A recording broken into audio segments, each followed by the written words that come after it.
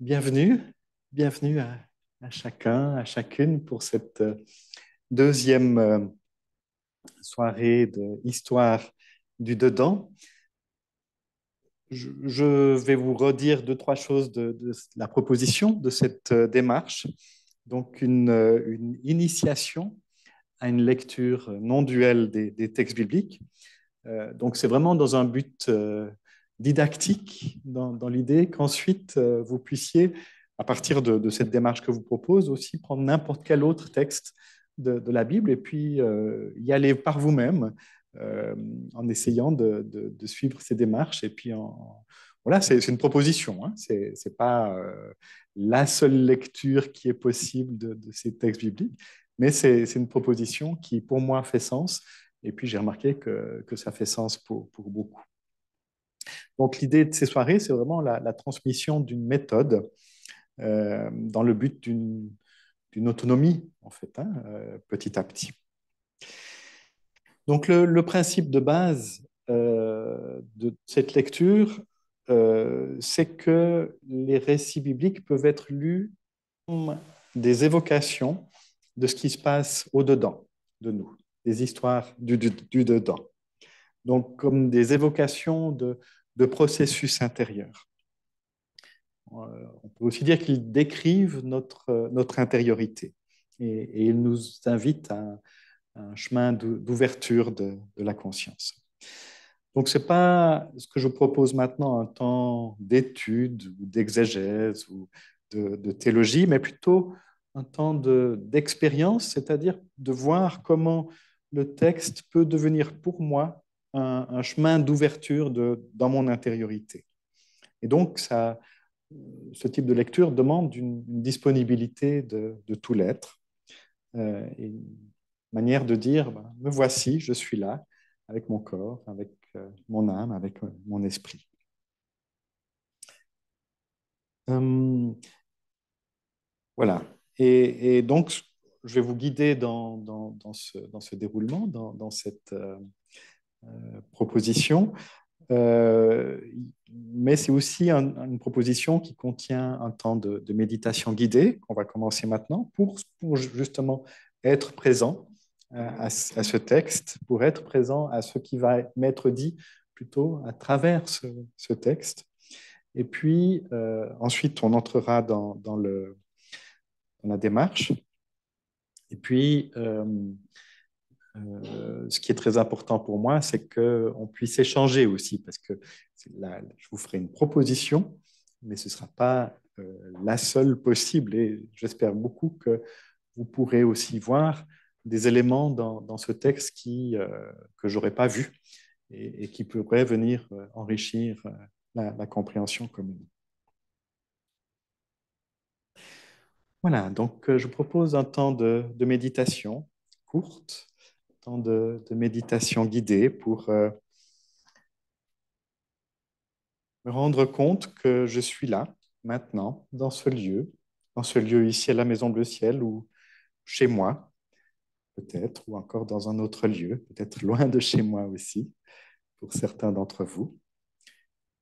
Se rendre compte que je viens d'une journée dans laquelle j'ai vécu probablement de nombreuses choses, de nombreuses expériences, de nombreuses activités, peut-être des déplacements.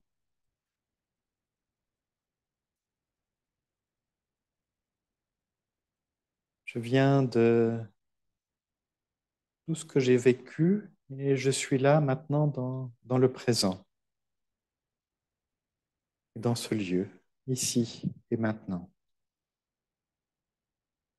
J'y suis avec mon corps, évidemment, qui est posé sur le sol.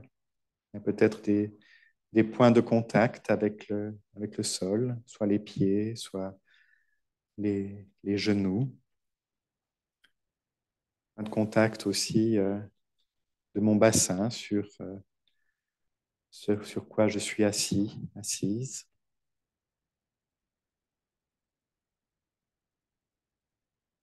Puis je prends contact aussi avec le reste de mon corps, avec ma poitrine, mon ventre, ce lieu où sont la plupart de mes organes, ce lieu aussi qui me permet de me remplir d'air et d'expirer.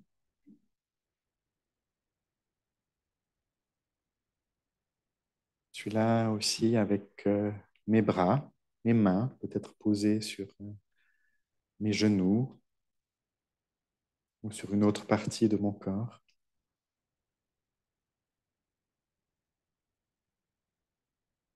Il y a ma nuque, ma tête. Je vérifie que peut-être ma nuque est bien, bien posée sur le reste de ma colonne vertébrale, que ma tête peut simplement trôner comme ça en haut de mon corps. Il se passe beaucoup de choses dans cette tête et puis en même temps, il se passe aussi beaucoup de choses dans le reste du corps. Et petit à petit, peut-être trouver une détente. Détente de mes yeux, de ma langue, mon visage, de ma nuque, de mes épaules, mes bras, de mon thorax et de mon ventre, de mes jambes.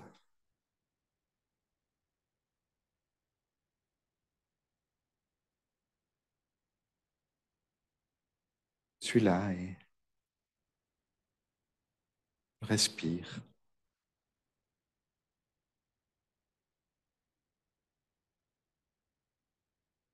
Voici dans ce lieu, ici et maintenant.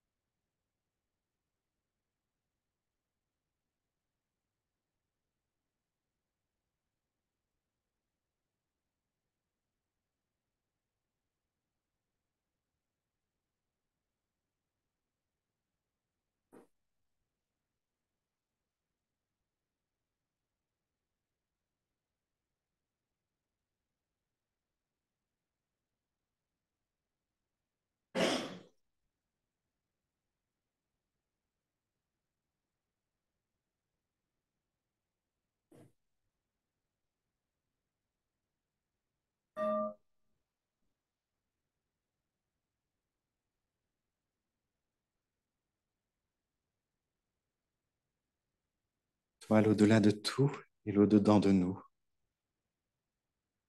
Tu es présence. Laissez accueillir dans ta présence, présent à ce qui est là.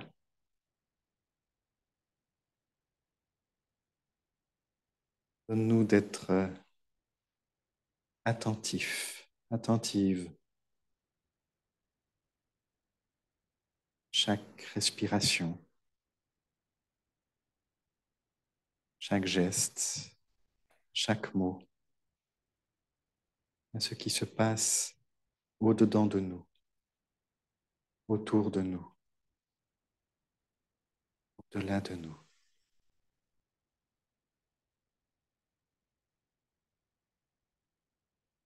De pouvoir respirer en ta présence. Amen.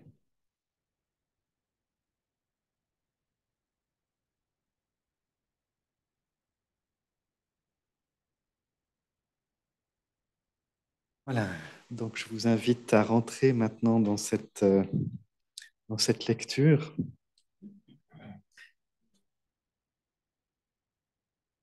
Avant d'y rentrer, quelques présupposés que je vous rappelle. J'ai déjà dit la dernière fois, mais je vous rappelle. Donc, ce que je vous propose, c'est une lecture symbolique. C'est-à-dire que chaque élément du texte qui nous est proposé peut renvoyer à une autre réalité que celle qu'on entend dans un premier degré. Un symbole, c'est quelque chose souvent de très concret qui renvoie à une réalité plus abstraite ou plus symbolique. Je vous donnais l'exemple d'un drapeau pour une nation. C'est bien concret et pourtant ça renvoie à la notion abstraite, parce que c'est une construction mentale d'une nation. Donc on va faire un aller-retour entre des réalités très concrètes et puis des réalités symboliques au-dedans de nous. Et donc, comme je vous disais, ces récits bibliques peuvent être lus comme des évocations de processus intérieurs qui décrivent notre intériorité. Et chaque élément du texte représente une part de notre intériorité. Parfois, on ne le voit pas tout de suite, mais nous pouvons être chacun des personnages d'une manière ou d'une autre. Une part de notre être est représentée par un personnage ou un lieu ou oui, des lieux qui sont comme des lieux de notre intériorité. Et puis, vous le savez peut-être, nous sommes peuplés de voix, de parts diverses. Il y a toujours une voix qui dit ceci et une voix qui dit autre chose. Souvent d'ailleurs, c'est des voix qui sont dans un sens et une autre dans un autre. Hein. J'ai envie de voyager, de partir à l'aventure dans le monde et ça c'est une voix et une autre voix qui me dit non, non, mais c'est beaucoup trop dangereux, reste bien à la maison. Voilà. Et puis, le dernier présupposé que implique cette lecture, c'est que le texte nous guide vers quelque part. Il est là pour nous amener, on va dire, d'un point A à un point B dans notre cheminement, dans notre processus intérieur.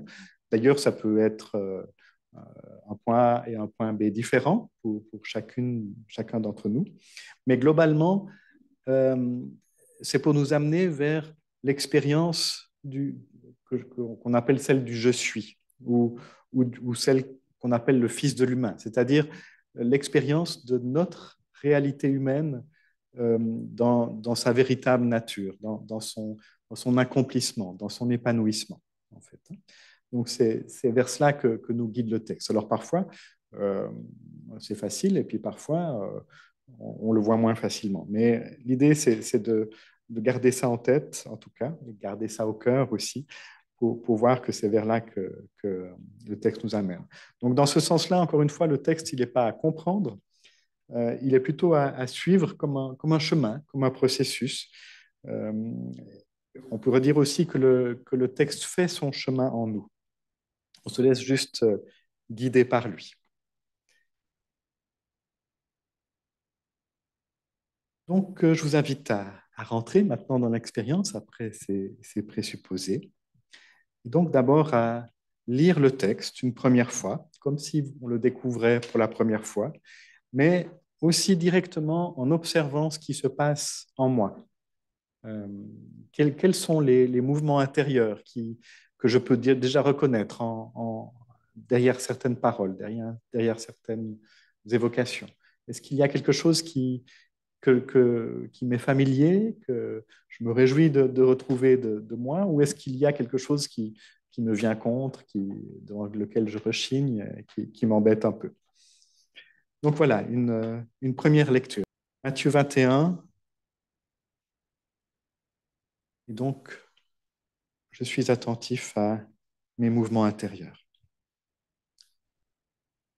Lorsqu'ils approchèrent de Jérusalem et arrivèrent près de Bethphagée, vers le mont des Oliviers, Jésus envoya 2 disciples en leur disant, allez au village qui est devant vous, vous trouverez aussitôt une ânesse attachée et un ânon avec elle. Détachez-la et amenez-les moi. Et si quelqu'un vous dit quelque chose, vous répondrez, le Seigneur en a besoin. Et il les laissera aller tout de suite. Cela arriva afin que s'accomplisse ce qu'avait dit le prophète. Dites à la fille de Sion, ton roi vient à toi, plein de douceur, monté sur une ânesse, sur un ânon, le petit d'une bête de somme. Les disciples allèrent faire ce que Jésus leur avait ordonné. Ils amenèrent l'ânesse et l'ânon, sur lesquels ils mirent leurs vêtements. Il s'assit dessus. Le peuple, en foule, étendit ses vêtements sur le chemin. Certains coupèrent des branches aux arbres et les étendirent sur le chemin. Les foules le précédaient et le suivaient en criant « Hosanna pour le fils de David ! Béni soit celui qui vient au nom du Seigneur. Hosanna dans les lieux très hauts. » Lorsqu'il entra dans Jérusalem, toute la ville fut en émoi.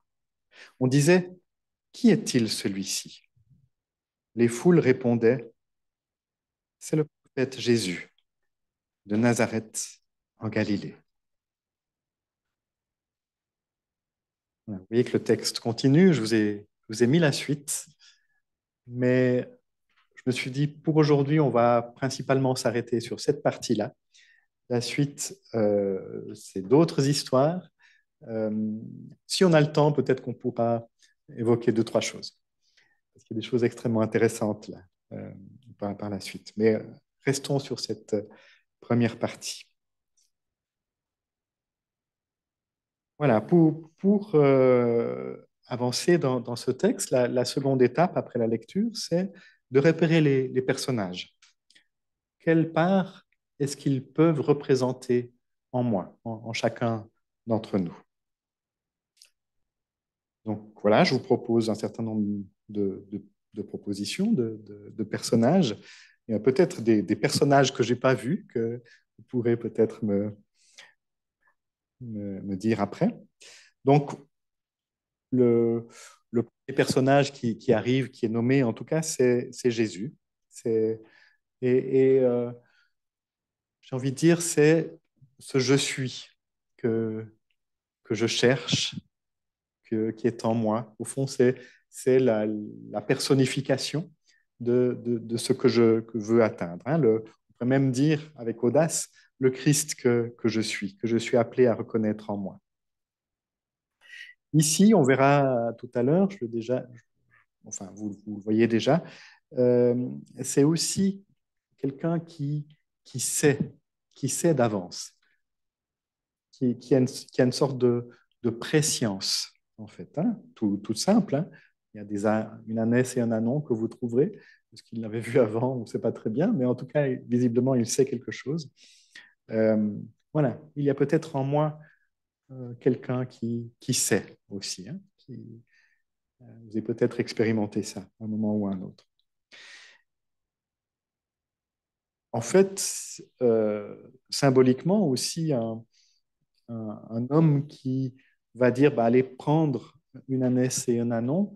C'est un homme qui exerce un droit de réquisition. Et on sait que dans l'Orient ancien, ce droit de réquisition, c'était le pouvoir du roi, qui pouvait aller réquisitionner les objets et même les personnes autour de lui. Donc déjà, on entend que par là que c'est un roi. Il y a un roi en moi. Il y a une, une autorité en moi qui règne. Et puis, il y a donc ces deux disciples qui représentent aussi les autres disciples. Mais là, il y en a juste deux qui vont qui vont obéir en fait à ce roi. Les disciples, de manière générale, c'est ceux qui sont là pour apprendre, donc qui sont en recherche, qui sont là dans un processus de maturation. Il y a une part de moi qui cherche à apprendre, qui cherche à comprendre, qui cherche à trouver une maturation de l'être. Puis, il y a un quelqu'un. Si quelqu'un vous dit quelque chose, un quelqu'un hypothétique, voilà, c'est un personnage aussi, hein. Si quelqu'un vous dit quelque chose, je pense que c'est une part qu'on peut reconnaître assez vite en nous, la part qui dit quelque chose sur ce qui se passe, qui commente au mieux, ou voir qui a besoin d'explications. Attends, il se passe quelque chose, mais ça n'a pas l'air tout à fait clair, pas tout à fait juste. Voire même une part qui objecte, en fait, hein. Donc, on peut peut-être reconnaître cette voix qui a besoin que les choses soient justes, hein, au-dedans de nous. Voilà, on ne sait pas très bien si, là, par la suite du texte, cette voix s'est exprimée ou pas, mais c'était une possibilité, en tout cas. Et puis, le mot Seigneur. Le Seigneur en a besoin. Jésus parle de lui en tant que Seigneur. Ce n'est pas courant, en fait, hein. Là, on voit tout de suite que, euh, au fond, il y a quelque chose d'une conscience d'une identité qui est très affirmée. Là, il y a quelque chose, on a parlé du roi, maintenant du Seigneur. On pourrait presque dire que c'est Dieu lui-même qui est en train d'entrer dans Jérusalem et qui marche, là, hein. Qui marche, on va revenir à Jérusalem. Et puis après, on parle de ce prophète, afin que s'accomplisse ce qu'avait dit le prophète. Qu'est-ce qu'un prophète? Eh bien, c'est celui qui a une parole qui vient nous guider vers le je suis, en fait, hein.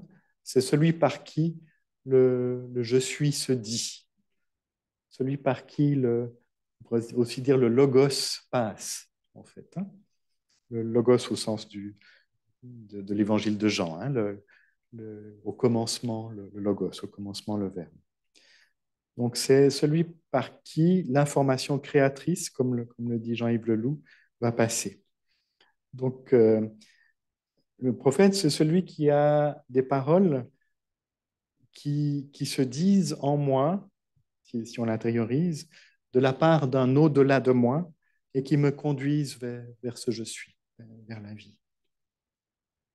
Alors là, évidemment, c'est un prophète qui a déjà dit ça il y a très longtemps. C'est en fait le prophète Zacharie. Vous pouvez retrouver ces paroles dans Zacharie au chapitre 9, le verset 9. Il y a effectivement cette parole dite à la fille de Sion, ton roi vient à toi, plein de douceur, monté sur un ânesse, sur un ânon, le petit d'une bête de somme. Et puis, dans la suite du texte, il y a ce peuple en foule même, hein.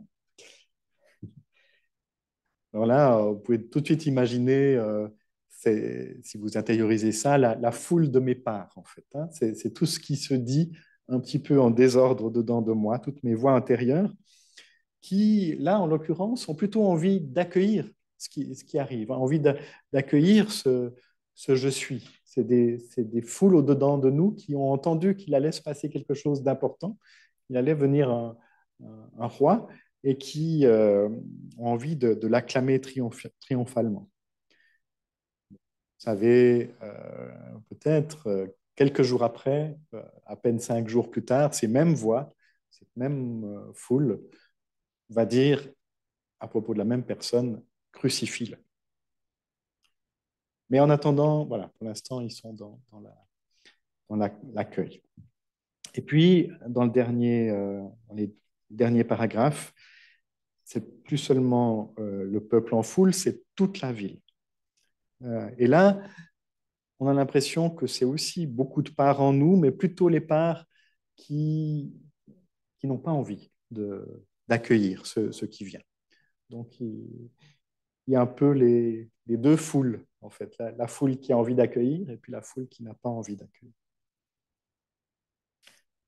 Voilà, peut-être que là aussi, vous pouvez reconnaître quelque chose en vous, d'accueillir la vie et pas envie d'accueillir la vie.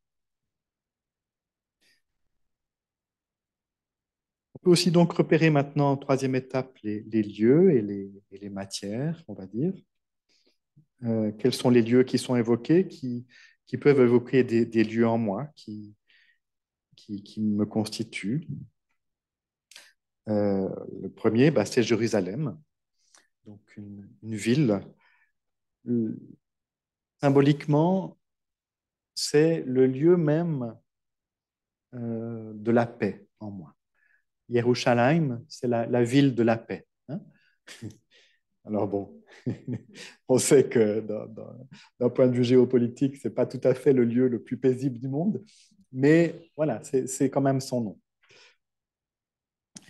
Le lieu de la paix en moi, hein, le lieu qui contient aussi le lieu très saint, c'est-à-dire le lieu très saint qui lui-même se trouve dans le temple, en fait. Hein. Donc, c'est vraiment, on pourrait dire, le centre de mon être, le lieu le plus précieux de ma vie. Donc, en fait, en entrant à Jérusalem avec le Christ, on entre vers le lieu le plus saint, le plus précieux de notre vie. Mais avant d'y arriver, ils arrivent près de Bethphagée. Alors là, comme pour Jérusalem, vous ne le savez peut-être pas, mais Bethphagée, en hébreu, ça veut dire la maison des figues. C'est là où probablement on amenait les fruits qui avaient été récoltés. Donc, le lieu de rassemblement des fruits de notre agir, des fruits de notre comportement, de nos choix. Et il y a un écho entre ce nom et le récit que je n'ai pas mis là, mais qui va suivre un petit peu plus loin sur le figuier qui ne donne pas de fruits. En fait, hein. Mais voilà, on ne va pas rentrer maintenant là-dedans. On pourrait, mais ça irait un petit peu loin. Voilà, donc Jérusalem, Bethphagée, et puis ben voilà, simplement il y a la route, en route vers Jérusalem. Je suis en route vers mon être, je suis en chemin vers mon être profond. Et parmi les matières, eh bien, il y a d'une part ces vêtements que les disciples mettent sur l'ânon ou l'ânesse, on ne sait pas très bien. Voilà, sur quoi est-ce qu'il s'assied, on ne sait pas. C'est un peu elliptique dans le texte. Euh, mais bon, il y a ces vêtements, ça veut dire qu'au fond, il y a quelque chose d'un dépouillement aussi. Donc là, il y a déjà un processus qui a été enclenché chez les disciples. Ils ont dit, on est d'accord de laisser aller nos vêtements, peut-être nos protections, peut-être nos carapaces aussi. Hein. C'est peut-être pas des cuirasses, mais peut-être que certains y ressemblent quand même. Et puis, il y a ces branches. Hein. Donc là aussi, il faut peut-être avoir un peu des connaissances sur ce que ça évoque pour un juif, les branches. Les branches, c'est ce avec quoi on se fait une cabane. Ça fait donc référence à la fête de Sukkot, où chaque année, les Juifs, encore aujourd'hui, coupent des branches et font une cabane. S'ils habitent en ville, c'est sur le toit de leur maison. Et s'ils habitent en campagne, ben voilà, ils font comme une petite résidence secondaire qui est toute fragile, mais qui fait référence à cette tente ou cette cabane qu'ils avaient construit, enfin que leurs ancêtres avaient construit dans le désert après la sortie d'Égypte, en fait. Hein. Donc, ils étaient passés de l'Égypte, un lieu d'enfermement, d'esclavage. D'ailleurs, le mot même d'Égypte qui se dit Misraïm, ça veut dire étroitesse en hébreu. Donc, dans un lieu, ils étaient passés d'un lieu d'étroitesse à un lieu d'ouverture, un lieu où ils pouvaient voir le ciel au-dessus d'eux. Euh, donc une cabane, c'est cela. Ça permet d'habiter une maison, mais avec un toit qui est ouvert, ou en tout cas très peu couvert. Euh, donc voilà, peut-être que déjà là, on entend autour de ces branches quelque chose de l'invitation à habiter ou à célébrer l'ouvert, en fait, hein, le cœur et l'esprit ouvert.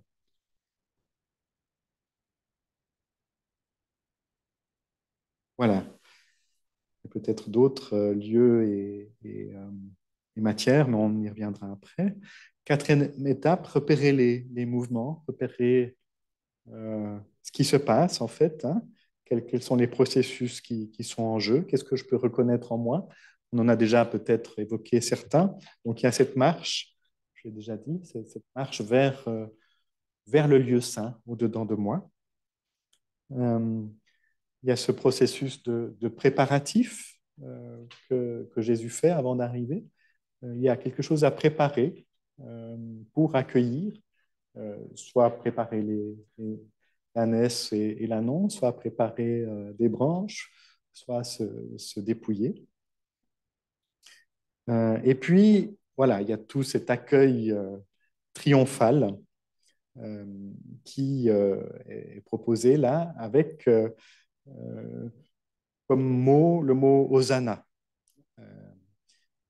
qui étymologiquement veut dire donne le salut. C'est en fait ce que on disait quand un roi arrivait pour demander, c'est une prière qu'on faisait au roi, donne-nous le salut, donne-nous ce qu'il faut pour vivre, donne-nous vraiment la possibilité d'être protégé, etc. Donc, donne le salut. Donc, c'est étonnant parce que Hosanna, dans notre compréhension aujourd'hui, c'est plutôt un cri d'allégresse, en fait. Hein. Hosanna, alors on pense qu'au fond, c'est justement ce passage qui a fait glisser le sens. Peut-être que beaucoup de gens savaient plus ce que ça voulait dire, Hosanna, mais à cause de la suite. Béni soit celui qui vient au nom du Seigneur. Donc, Hosanna, en plus, au plus haut des cieux. Donc, on a pris ça comme une seule acclamation et c'est devenu un cri de joie, finalement. Mais voilà, comment est-ce que je peux euh, accueillir, au fond, ce qui vient euh, Alors, restons peut-être dans cet accueil, dans ce cri de joie. Comment est-ce que je peux me réjouir de ce qui vient en moi Et ce n'est pas forcément facile parce qu'il y a aussi des parts de moi qui, euh, enfin, en tout cas, sont troublées. C'est la fin du texte. L'entrée dans Jérusalem provoque de l'émoi, provoque du trouble, provoque de l'ébranlement. Je peux peut-être aussi voir que quand il y a quelque chose de très fort, de très beau, de très réjouissant dans ma vie, ça provoque aussi un sentiment de trouble. Au fond, qu'est-ce qui est en train de se passer Je ne sais pas quoi faire avec ça, en fait. Hein. Et parfois même, du coup, j'essaye de mettre la distance. Voilà, il y a peut-être d'autres processus, d'autres mouvements, mais c'est ceux que j'ai repérés. Et puis maintenant, j'aimerais vous proposer donc d'oser jouer avec ce texte, de jongler avec les mots en cherchant maintenant globalement, au fond, vers quoi est-ce qu'il nous amène ce texte et donc, vous faire une proposition d'interprétation, et puis j'espère que vous ferez la vôtre après. pour que ce texte devienne vraiment expérience et chemin. Donc,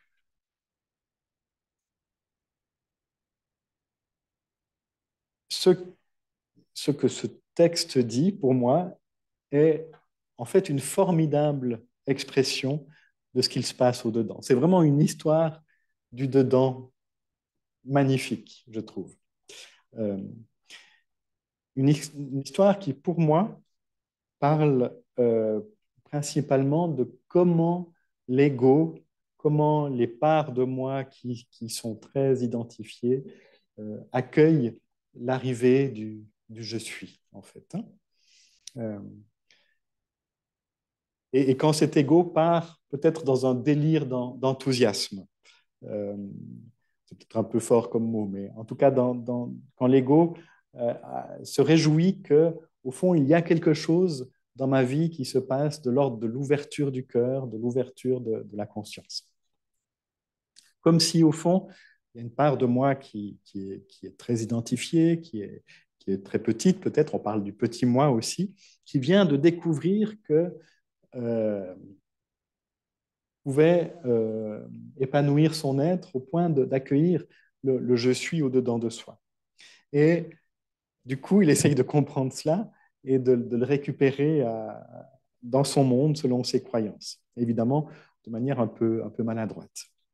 Donc on pourrait dire que cette histoire des rameaux, c'est l'histoire du grand malentendu entre l'ego et le je suis, en fait. Hein, entre le petit moi qui est ignorant et ce je suis qui est prescient, omniscient.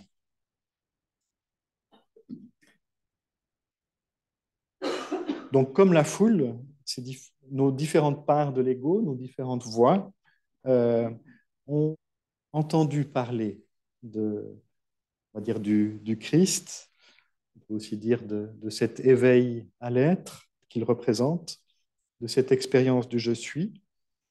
Et au moment où l'ego sent que sa venue est proche, il va essayer de se l'approprier, il va essayer de le prendre pour lui, pour gagner un surplus d'identité, pour devenir quelqu'un, pour être littéralement sauvé par lui.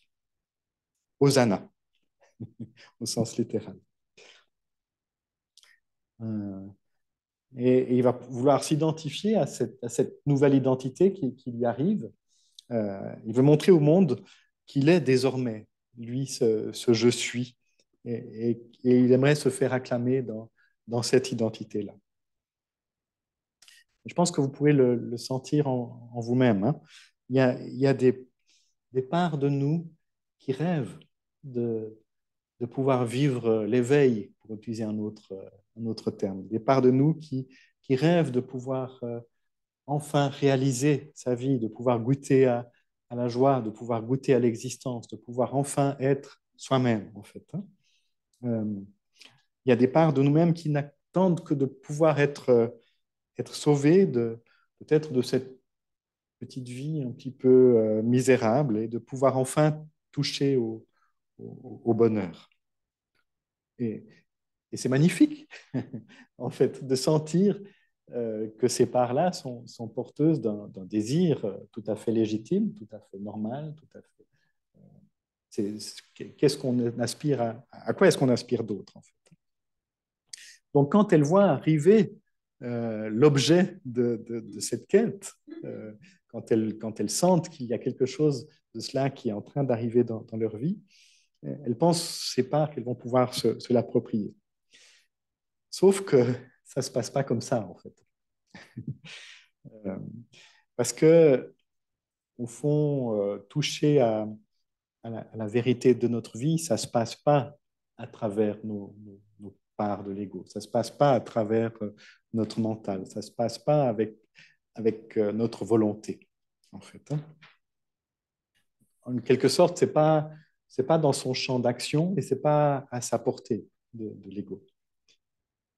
Donc, en fait, se laisser ouvrir à l'infini de Dieu, c'est pas de la volonté de l'ego. Et Et en fait, en plus de cela, l'ouverture à ce je suis va plutôt, on le voit plus loin, va plutôt remettre en question beaucoup de parts auxquelles je me suis identifié, en fait, hein, va plutôt euh, provoquer au sens leur faire peur, en fait. Hein. Je peux d'ailleurs dire que c'est probablement quelque chose de cela qui s'est passé entre Jésus et Judas. Euh, alors, ce n'est pas dans ce texte-là, hein, je fais une petite parenthèse, mais je crois que c'est à peu près du même ordre, en fait. Hein. En tout cas, c'est ce que beaucoup d'exégètes pensent, c'est que Judas, donc qui va finalement trahir Jésus, avant cela, était probablement un des disciples les plus ailés, les plus intelligents peut-être aussi, les plus proches aussi de Jésus. Euh, mais il avait peut-être une position presque égale à Jésus, probablement qu'il avait appris aussi beaucoup de choses, mais il avait une conception très différente de ce que devait être le Messie. Euh, pour lui, bah, comme pour beaucoup d'autres juifs de l'époque, il attendait un Messie extérieur qui, qui passe par la puissance, par la force, qui soit un roi vraiment puissant, qui vienne au fond tout changer au niveau politique, au niveau de la société, tout ça.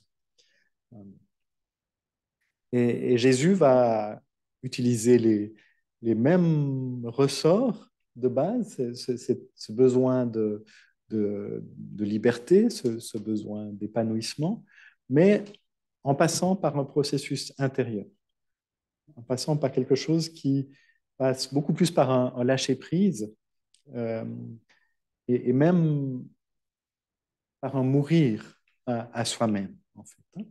Donc quelque chose qui n'est pas là pour devenir quelqu'un et avoir de la puissance, mais plutôt pour être, simplement, pour toucher à l'être, et donc dans quelque chose d'une beaucoup plus grande vulnérabilité.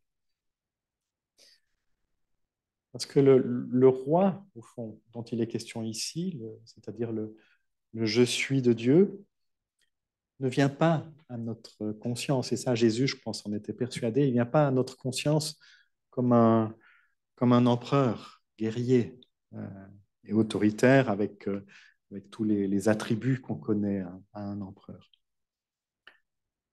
Et le texte le dit, il vient à toi plein de douceur, monté sur une ânesse, sur un ânon, le petit d'une bête de somme. Donc, encore une fois, c'est cette histoire du dedans, cette histoire des rameaux peut, je crois, être comprise comme euh, l'essai de nos parts de l'ego, au fond, avec tous ces conditionnements, d'accueillir ce qu'il a peut-être entrevu de, de la réalité de l'être, en fait, hein, de la réalité divine. Euh, mais en même temps, il ne comprend pas très bien de quoi il s'agit. Euh, et il finira même par en avoir si peur après qu'il voudra même le faire disparaître. Mais là, on est donc dans le temps où, pour l'instant, il l'acclame, même s'il ne le comprend pas très bien. Euh, voilà, c'est au fond une histoire qui vient mettre le doigt sur ce qui se passe en nous, en fait, hein, au moment où on accueille cela. Donc, cette histoire des rameaux nous invite à accueillir euh, ce je suis de Dieu en nous, cette présence du Logos en nous-mêmes et dans les autres, mais aussi à nous rappeler que pour nous être dans cette présence, pour être dans cette présence, le chemin n'est pas un chemin extérieur, mais il est d'abord un chemin fait d'écoute, d'attention, de simplicité, d'humilité, voire même de dépouillement. Et ça, pour l'ego, ça peut être crucifiant. Donc si dans notre parcours spirituel, nous cherchons avant tout à les louanges, au fond, et la gloire de ce monde, et je pense qu'il y a toujours une part qui cherche un peu ça, euh, eh bien, voir que ça nous mènera dans une impasse, au fond. Parce que le vrai chemin vers le fils ou la fille de l'humain, au-dedans de nous, eh bien, ça passe par une mort à soi-même, une mort à ses identifications. Et là, vous pouvez entendre peut-être d'autres textes que vous connaissez peut-être, dont celui où Jésus dit, si le grain tombé en terre ne meurt pas, il demeure seul, mais s'il meurt, il portera beaucoup de fruits. Donc il y a quelque chose d'une mort à soi-même pour goûter à la vraie vie.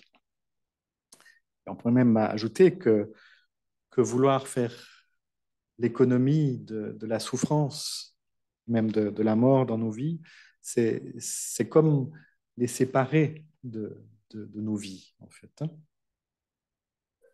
Et il s'agit peut-être de comprendre que la mort et la mort à soi-même fait partie de nos vies et n'en est pas l'ennemi. Ça peut être un processus interne. Et, et, et au fond, la mort, elle n'est pas là pour nous détruire. Elle nous prend, au fond, comme le dit Jean-Yves Leloup, elle ne nous prend que ce que nous n'avons pas encore donné de nous. Voilà. Et puis encore deux mots sur les... Je vérifie si je ne vous l'ai pas déjà dit, mais sur les branches de palmier. Euh, Ah ben non, j'ai déjà tout dit. Oui, en fait, j'ai déjà tout dit. Je l'avais écrit ailleurs dans mon texte. Donc, pour finir, en résumé de tout cela, j'aimerais vous laisser quelques questions, en fait, hein, sur notre chemin spirituel. Quand, quand je sens que mon chemin s'approche de ce lieu très saint, comment est-ce que je peux faire pour ne pas me laisser déborder par mon ego, par toutes ces parts qui disent autre chose en moi, euh, qui, qui attendent peut-être des choses qui sont démesurées. C'est la première question. Comment ne pas se laisser déborder par l'ego? Et puis, deuxième question, comment accepter que ce chemin passe peut-être parfois par des morts à soi-même? Troisième question, comment rester à ciel ouvert? Une évocation avec ces branches des cabanes. Hein. Comment est-ce que je peux rester ouvert à la vie, en fait, sans refermer au-dessus de moi? Et puis finalement, dernière question, comment acclamer cette présence du Logos en moi avec un hosanna de vraie bénédiction à cette présence au cœur de mon être, et non pas une bénédiction conditionnelle. Si tu me donnes ceci, ben, je serai d'accord de t'acclamer. Euh, donc, une vraie bénédiction euh, qui n'est pas conditionnée par les critères de mon ego. Voilà ce que je voulais partager avec vous. Alors, ce que je vous propose maintenant, avant d'aller dans l'échange, je me réjouis de vous entendre, c'est un temps de relecture du texte, un temps de silence de nouveau, et puis après, on partagera. Mais aussi pour écouter encore ce texte au-dedans, je vais laisser descendre, peut-être voir comment ça vient parler avec tous ces mots et peut-être avec d'autres mots au-dedans de nous. Au lit. Lorsqu'ils approchèrent de Jérusalem et arrivèrent près de Bethphagée, vers le mont des Oliviers, Jésus envoya deux disciples en leur disant, allez au village qui est devant vous. Vous trouverez aussitôt une ânesse attachée et un ânon avec elle.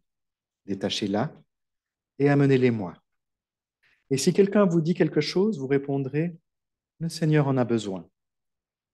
Et il le laissera aller tout de suite. Cela arriva afin que s'accomplisse ce qu'avait dit le prophète. Dites à la fille de Sion, ton roi vient à toi, plein de douceur, monté sur une ânesse, sur un ânon, le petit d'une bête de somme. Les disciples allèrent faire ce que Jésus leur avait ordonné. Ils amenèrent l'ânesse et l'ânon, sur lequel ils mirent leurs vêtements. S'assit dessus.